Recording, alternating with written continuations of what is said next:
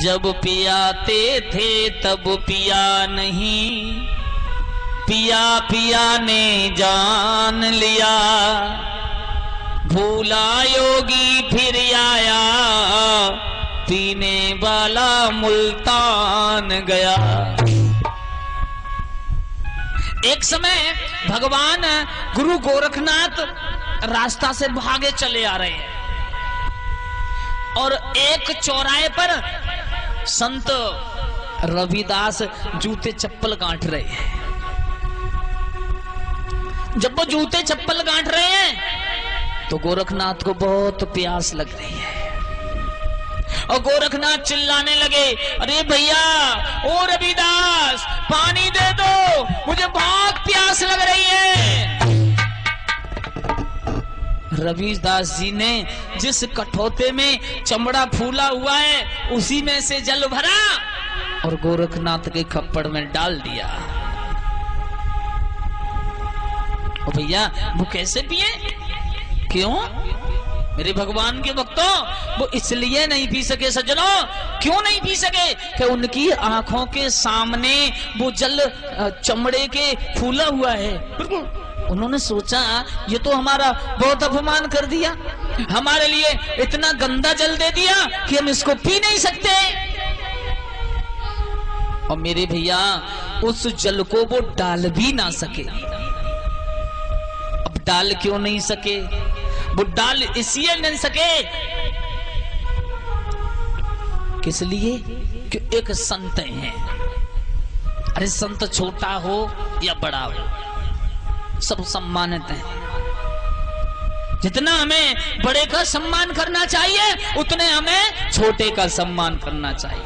अरे आज विधायक जी आ जाएं तो उनको तो इतना बड़ा सम्मान, और कोई हमारा मेहमान छोटा इंसान है उसका बिल्कुल सम्मान नहीं। ये कौन सी नीति प्रायण है? चाहे इंसान छोटा हो या बड़े हो हमें सम्मान सबका करना चाहिए। उन्होंने देखा ये संत हैं और अगर मैंने इनका ये जल डाला तो ये सही नहीं रहेगा। उन्होंने जल वो डाला नहीं। कहां पहुंचे? कबीर दास जी के पास। और कबीर दास से ये सब वृतांत सुनाने लगे। ओ भैया कबीर कहो, मैंने रविदास से पानी मांगा था, फिर क्या हुआ? भैया जब मैंने पानी मांगा रविदास ने मुझे चमड़े का फूला हुआ ये जल दे दिया, मैंने पिया नहीं, ये गंदा है और मुझे प्यास लग रही है, पानी दे दो ना। अब कबीर दास की पुत्री बैठी है जिसका नाम है कमाली। दौड़ी दौड़ी गई, बहुत शुद्ध जल लेके आई और शुद्ध जल लेके आई और वो शुद्ध जल रविदास को दे का जो जल था वो अपने गिलास में लिया और बाबा के कटोरे में शुद्ध जल दिया। बाबा ने पी करके और वहां से ओम नमः शिवाय कहते हुए चले गए। लेकिन उस जल को पीते ही कमाली को आत्मज्ञान हो गया। 4 वेद 6 शास्त्र 18 पुराणों की ज्ञाता हो गई। क्या हो गया?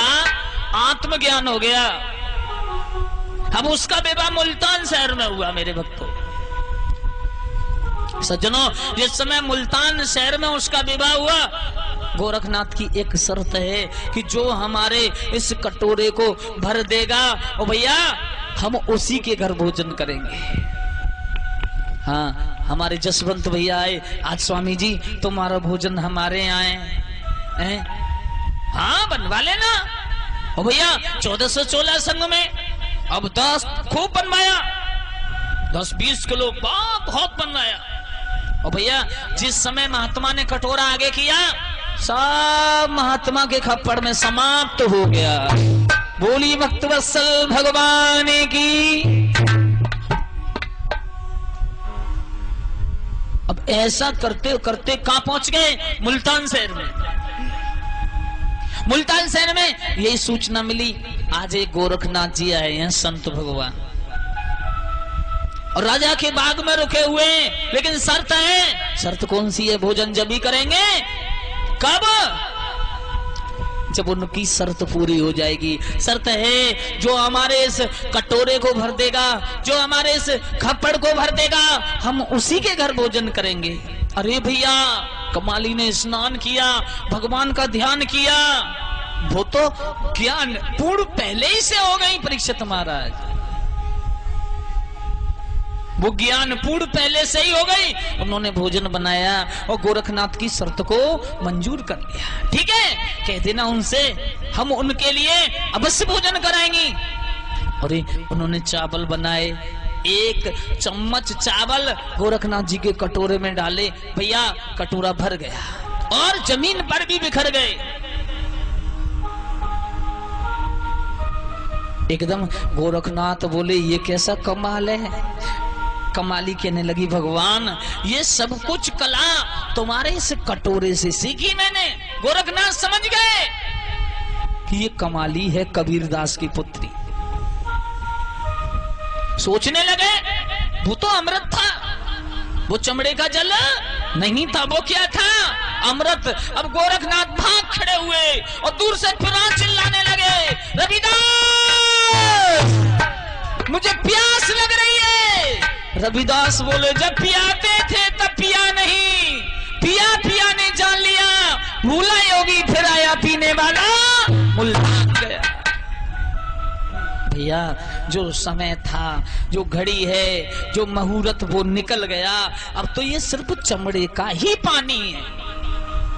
सज्जनों, मैं ये कहना चाहता हूं भगवान के भक्तों, भोगपुरा वालों, कि जो समय हाथ से निकल जाता है वो कभी लौट के वापस नहीं आता।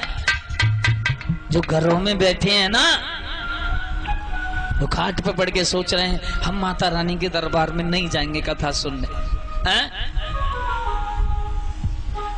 वो पछताएंगे। क्यों? जितना समय निकलता जा रहा है वो बहुत कीमती है। बोली वृंदावन बिहारी लाल की।